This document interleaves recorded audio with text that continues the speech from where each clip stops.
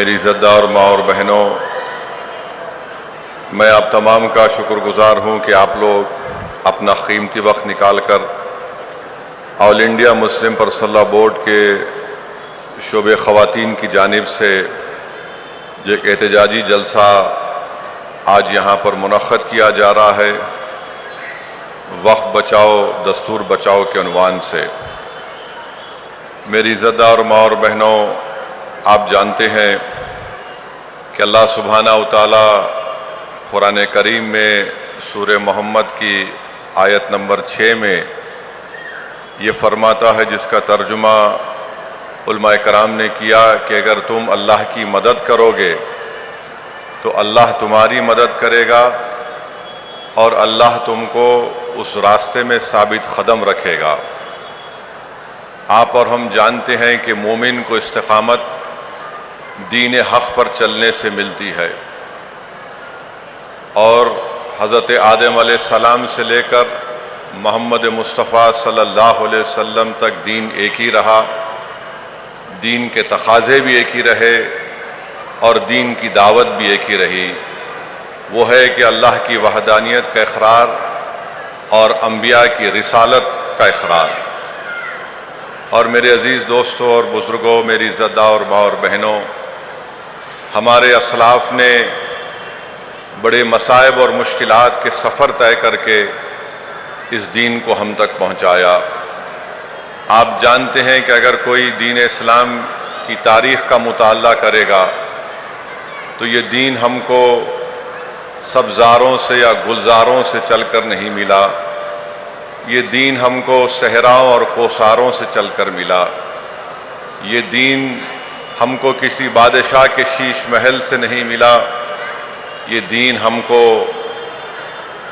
احد، بدر و حنین اور کربلا کے جان بازوں سے ملا۔ اس دین کی بنیادوں میں اہل بیت کا خون شامل ہے۔ اس دین کی سربلندی کے لیے عباس علم بردار کو اپنا بازو قربان کرنا پڑا۔ اس دین کی طاقت کے لیے، اس دین کے پیغام کو دنیا کے کونے کونے تک پہنچانے کے لیے آپ اور ہم نے دیکھا اور پڑھا کہ اس میں فاروق اعظم کی شہادت ہوئی، حضرت عثمان ذو النورین کی شہادت ہوئی، مولا علی حضرت علی کی شہادت ہوئی۔ تو میرے عزت دار اور ماں اور بہنوں، آپ اور ہم نے اللہ کے رسول صلی اللہ علیہ وسلم کی حدیث شریف کو سنا، جس میں رسول اللہ صلی اللہ علیہ وسلم نے ان مجاہدین کا ذکر کیا جو اس دین حق پر چلتے تھے۔ حدیث شریف میں آیا کہ ایک مرتبہ آقا دو عالم صلی اللہ علیہ وسلم نے فرمایا کہ ایک مرتبہ فرعون کے دربار میں ایک خاتون تھی جو فرعون کی بیٹی کے لیے مامور کر دی گئی تھی۔ وہ فرعون کے بیٹی کے بال میں کنگا کر رہی تھی اور کنگھی اس کے ہاتھ سے نیچے گر گئی، تو اس نے جھک کر جب اس کنگھی کو اٹھایا تو اس کی زبان سے یہ الفاظ نکلے کہ آمنت برب موسیٰ اور ہارون۔ فرعون کی بیٹی کو بڑا غصہ آیا، اس نے کہا کہ کیا تو میرے باپ کو اپنا خدا نہیں مانتی؟ تو اس خاتون نے کہا کہ نہیں، میرا رب تو وہ ہے جو موسیٰ اور ہارون کا ہے۔ وہ جا کر اپنے باپ سے شکایت کرتی کہ ایک محل میں کام کرنے والی عورت ہے جس کو تمام آرام اور آسائش کی سہولتیں دستیاب ہیں، مگر وہ تجھے اپنا خدا نہیں مانتی۔ فرعون اس کو اپنے دربار میں بلاتا ہے اور اس سے پوچھتا ہے، بتا کیا تو مجھے خدا نہیں مانتی؟ تو اس خاتون نے بڑی اطمینان اور بہادری کے ساتھ جواب دیا کہ ہرگز نہیں، میرا رب وہ ہے جو موسیٰ اور ہارون کا ہے۔ فرعون حکم دیتا ہے کہ اس کو زمین پر لٹا کر اس کے ہاتھ اور پیر میں کیلے مار دیے جائیں۔ پھر اس سے پوچھتا ہے کہ بتا کہ تیرا خدا کون ہے؟ تو وہ بہادر خاتون کہتی ہے کہ آمنت برب موسیٰ اور ہارون۔ فرعون کے حکم پر اس خاتون کی ایک بیٹی کو لا کر اس کے سینے پر ڈال دیا جاتا ہے، اور فرعون یہ امید کرتا ہے کہ شاید اس کی ممتا جاگ جائے گی اور وہ مجھے اپنا خدا تسلیم کر لے گی۔ وہ بہادر خاتون پکار کر کہتی ہے کہ میں اپنی بیٹی کی تڑپتی لاش کو دیکھ سکتی ہوں مگر میں اللہ کی وحدانیت سے انکار نہیں کر سکتی۔ اس خاتون کے سامنے اس کی بیٹی کو قتل کر دیا جاتا ہے، پھر اس کے بعد اس خاتون کو بھی شہید کر دیا جاتا ہے۔ فرعون اپنے محل میں جا کر اپنی بیوی حضرت آسیہ سے کہتا ہے کہ یہ واقعہ ہوا، تو حضرت آسیہ اس سے کہتی ہیں کہ تو میرا رب نہیں ہے، میرا رب وہ ہے جو موسیٰ اور ہارون کا ہے۔ فرعون کہتا ہے کہ میں تجھ سے بدترین تیرا حال کر دوں گا۔ حضرت آسیہ فرماتی ہیں کہ میرا رب وہ ہے جو موسیٰ اور ہارون کا ہے، تو میرا رب نہیں ہے۔ بھرے دربار میں ان پر ظلم کیا جاتا ہے، ان کی چمڑی ادھیڑی جاتی ہے، مگر وہ نیک خاتون اپنی زبان سے ہی کہتی ہے کہ آمنت برب موسیٰ اور ہارون۔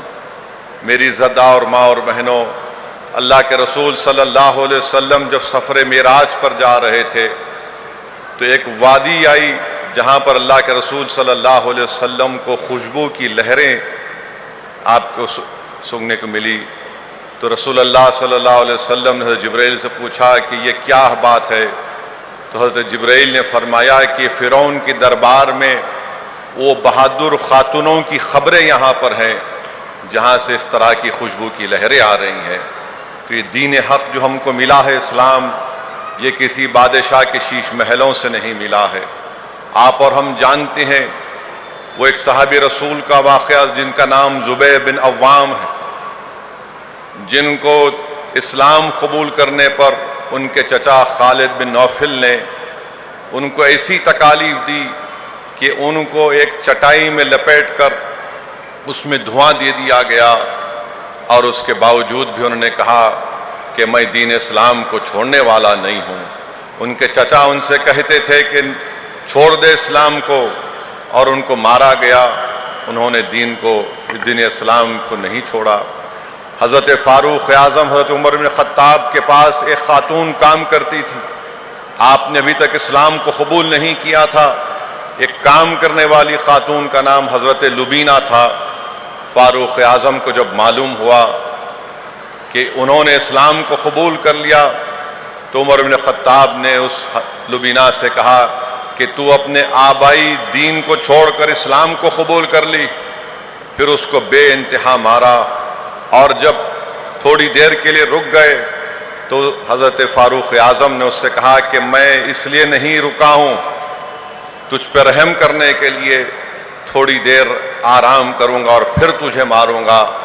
تو وہ خاتون حضرت لبینہ کہتی ہے کہ عمر، اس دل میں اللہ کی محبت سما چکی ہے، اس دل میں محمد صلی اللہ علیہ وسلم کی محبت سما چکی ہے، تم مارو یا جو کچھ کرتے کرو مجھے، میں اس دین کو چھوڑنے والی نہیں ہوں۔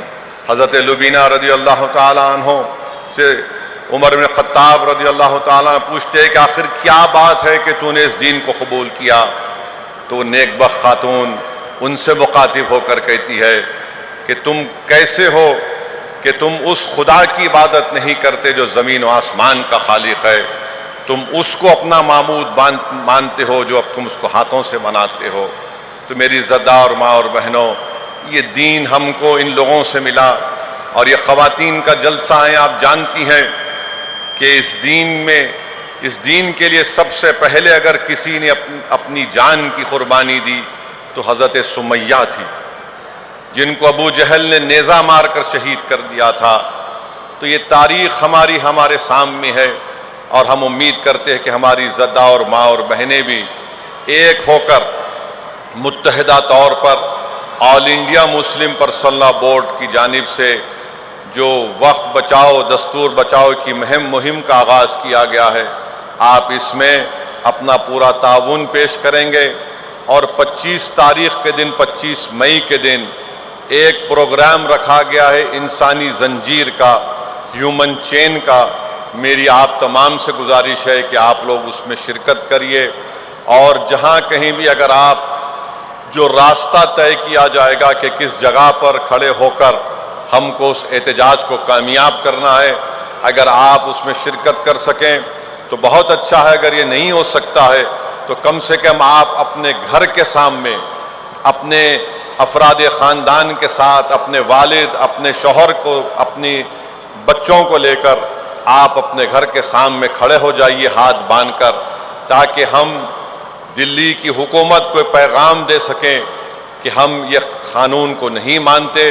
یہ کالا قانون ہے جو بھارت کی آئین کے خلاف ہے، جو بھارت کے آئین کے فنڈامنٹل رائٹس کے خلاف ہے. ہم اپنے وقف بورڈ میں کسی بھی قسم کی مداخلت کو قبول اس لیے نہیں کرتے کیونکہ ہندوستان کے آئین اور دفعہ 26 کے تحت ہر ریلیجیس ڈینومینیشن کو اختیار حاصل ہے کہ وہ اپنے پسند کے ادارے، چیریٹیبل ریلیجیس آرگنائزیشنز کو چلا سکیں. وقف بورڈ ایک خالص ایک مذہبی ادارہ ہے، اس میں کوئی سیکولر کام نہیں ہوتا. یہ بی جے پی کی حکومت جھوٹ کہہ رہی ہے سیکولر کا نام لے کر.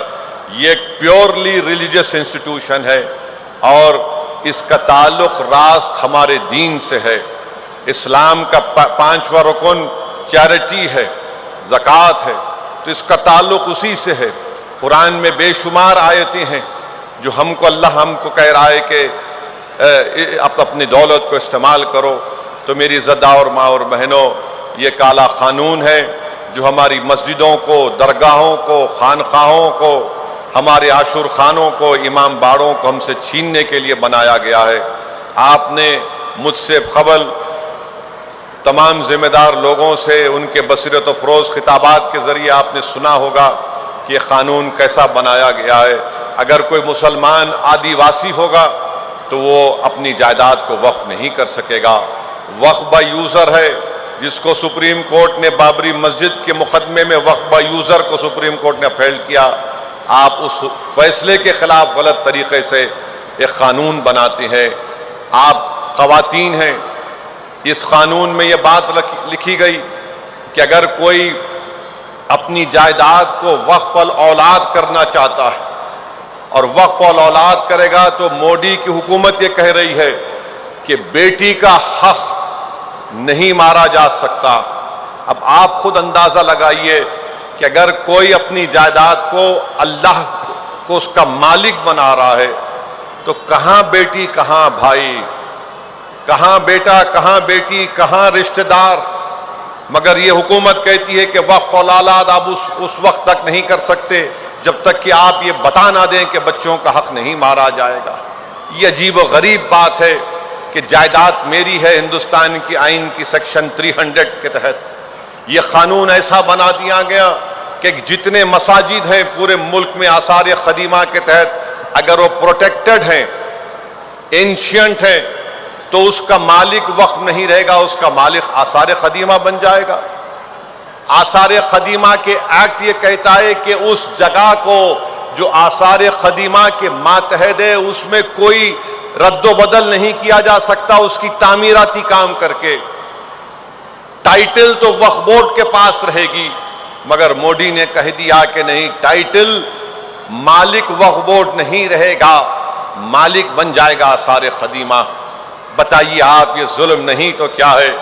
پھر یہی تو سیکشن لایا گیا تھا جب لوک سبھا میں بحث ہو رہی تھی، اس دن اس ایمنڈمنٹ کو پیش کر دیا گیا. ہمارے ایک بھائی حمداللہ سعید کانگریس کے ایم پی ہیں، لکشدیپ کے ایم پی ہیں، آدیواسی ہیں. ان کے مرحوم والد 9 مرتبہ کے ایم پی تھے لوک سبھا اور راجیہ سبھا کے. اب آپ کہہ رہے ہیں کہ آدیواسی اپنی جائیداد کو وقف نہیں کرے گا. تو یہ اس طرح کے غلط قوانین بنا کر مسلمانوں سے ان کی جائیدادوں کو چھیننے کا کام کر رہی ہے. میں اس موقع پر ہمارے محب اللہ ندوی صاحب کا بھی شکریہ ادا کروں گا کہ ہم تمام اراکین نے مل کر اس پارلیمنٹ کی جوائنٹ ورکنگ کمیٹی میں بڑی محنتیں کی، بڑی جستجو کی. ہم نے پوری کوشش کی کہ ہم اپنے موقف کو سامنے رکھ سکیں. اسی لیے ہم نے اس جوائنٹ ورکنگ کمیٹی کی رپورٹ میں ہم نے اپنے ڈسنٹ رپورٹ کو بھی دیا ہے. میں نے دیا، مولانا محب اللہ ندوی صاحب نے دیا، اور مولانا محب اللہ ندوی صاحب رامپور کے ایم پی بھی ہیں اور پارلیمنٹ کے سامنے جو مسجد ہے اس کے امام بھی ہیں. یہ قانون یہ کہہ رہا ہے کہ پارلیمنٹ کے سامنے کی مسجد وقف کی نہیں رہے گی، گورنمنٹ کی پراپرٹی ہو جائے گی۔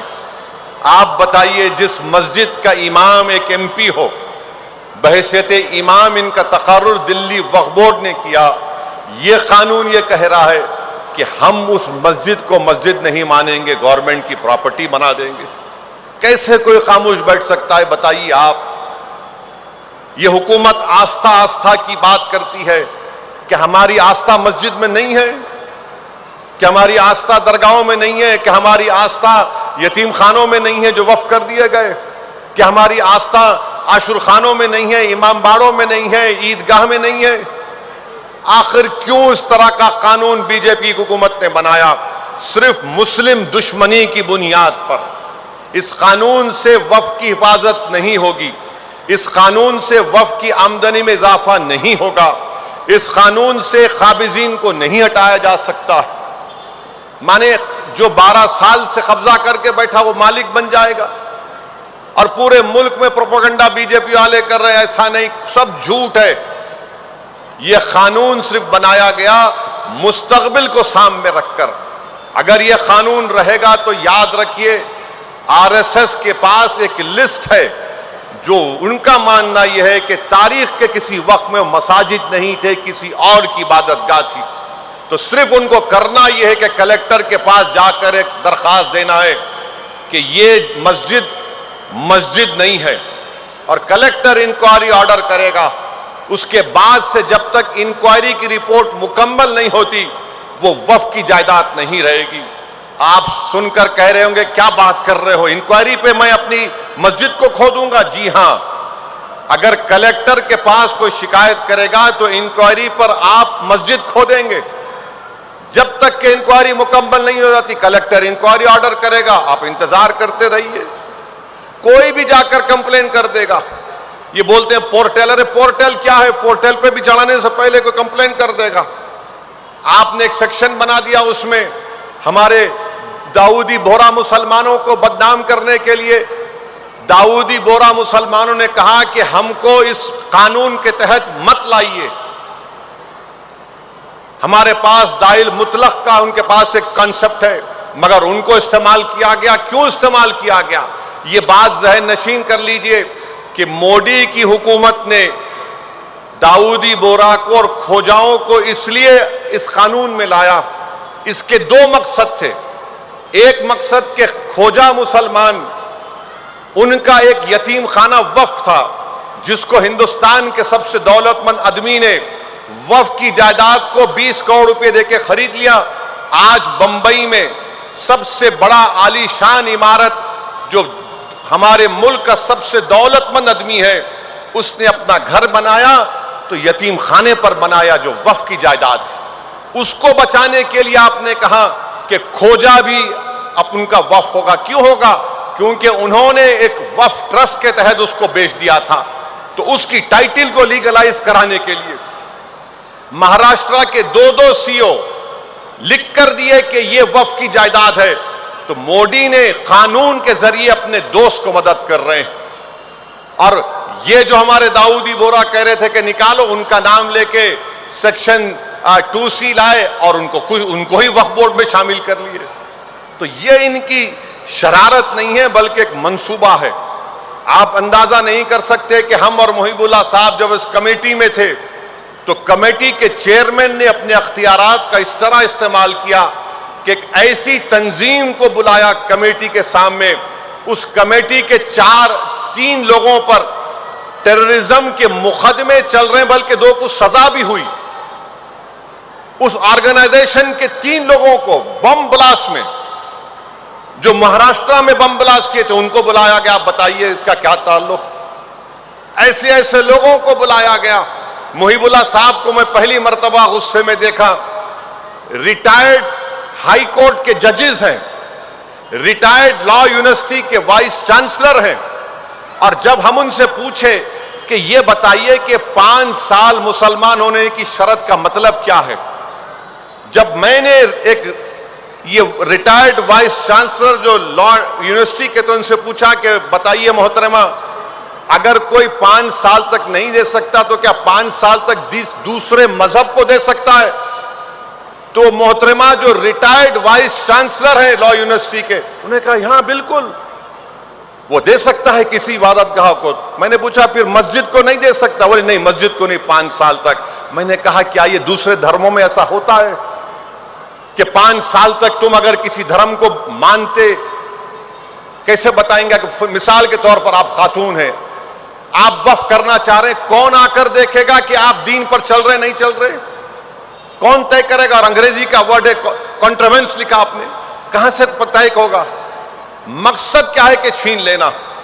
بلکہ وہ محترمہ جاتے وقت مجھے ایسی غلط الفاظ میں ان پارلیمنٹری لینگویج میں مجھ پر ایک تانا مار کے گئے۔ اس وقت محب اللہ صاحب اٹھ گئے، مجھے ان کو بڑی مشکل سے روکنا پڑا، ورنہ ماحول کچھ اور ہو جاتا وہاں پر۔ تو بہرحال یہ چیزیں ہیں آپ کو باخبر کرنے کے لیے، آپ کو باشعور کرنے کے لیے یہ کوششیں آل انڈیا مسلم پرسنل بورڈ کی جانب سے کی جا رہی ہیں۔ آپ کثرت سے دعا بھی کریے کہ اللہ سبحانہ و تعالی ہم کو اس مقصد میں کامیابی دے۔ یہ ہمارا احتجاج اس وقت تک جاری رہے گا جب تک کہ یہ کالا قانون واپس نہیں لیا جائے گا۔ کیا آپ اس کے لیے تیار ہیں؟ کیا آپ ہاتھ اٹھا کر بتائیے آپ اس کے لیے تیار ہیں؟ کیونکہ اگر آپ تیار ہیں تو آپ کی اولاد تیار ہے، اگر آپ تیار ہیں تو آپ کے گھر میں آپ کے مسٹر ہسبینڈ بھی تیار ہو جاتے ہیں۔ تو اس لیے بہت ضروری ہے کہ ہم سب مل کر اس کالے قانون کے خلاف جمہوریت کے دائرے میں رہ کر ہم اپنے احتجاج کو جاری رکھیں، اور ہم اپنی حکومت سے میں آخر میں مطالبہ کرتا ہوں کہ پہلگام کا واقعہ ہو کر 1 مہینہ ہو گیا، وہ 4 دہشت گرد اب تک نہیں پکڑے گئے، ان کو پکڑنا ضروری ہے۔ جنہوں نے ہماری بیٹیوں کو بیوہ کیا، جنہوں نے ماؤں کی کوکھ سے ان کے اولاد کو چھین لیا، ہم حکومت سے یہ مطالبہ کرتے ہیں کہ ان 4 دہشت گردوں کو پکڑیے۔ 1 مہینہ ہو چکا ہے، ان کو پکڑنا ضروری ہے۔ انصاف ان مرنے والوں سے اسی وقت ہوگا جب یہ 4 دہشت گردوں کو ان کو پکڑا جائے گا، یا جو بھی طریقہ کار ہے ٹیررزم سے مقابلہ کرنے کا۔ یہ ٹیررسٹ ہیں جنہوں نے جو پڑوسی ملک سے آ کے یہ تمام چیزیں کی۔ میں پھر سے آپ تمام کا شکریہ ادا کرتا ہوں۔ اللہ ہماری ان تمام کوششوں کو قبول کرے۔ وآخر دعوانا الحمدللہ رب العالمین۔